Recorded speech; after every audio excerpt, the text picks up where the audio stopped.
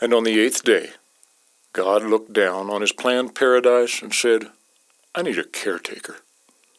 So God made a fisherman.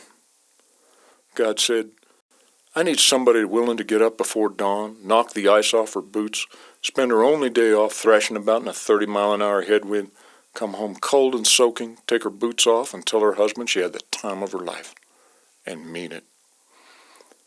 So God made a fisherman.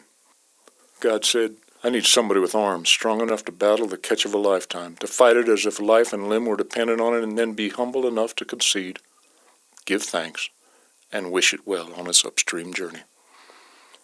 I need somebody tough and stubborn, someone who will brave sun and wind and snow, someone willing to move heaven and earth to make the world as it was meant to be, tending, laboring, sweating.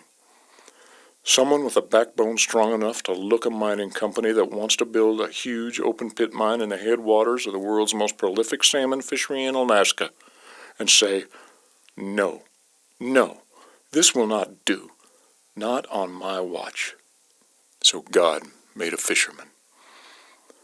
God said, I need somebody who can tie a surgeon's knot, throw a mend in a line, give the historical flow data for that day, differentiate between Pteronarcis californicus and Calinuria californica, recite their common names in order of hatch, open a beer with his teeth, and then look to his comrades with praise for the day, all the while holding the boat in perfect position, and do it with a smile. So God made a fisherman.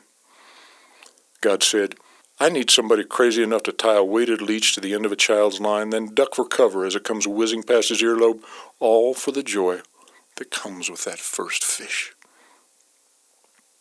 Somebody who would teach that child, who would patch a scraped knee, wipe a tear, and reply, You're doing great. And when that fisherman finished off a week of hard work, put himself aside and drove 40 minutes to a church basement where he'll teach wounded vets how to tie flies after planting willows on an old trout stream, all to find a way to protect and restore that place he loves so much for his kids.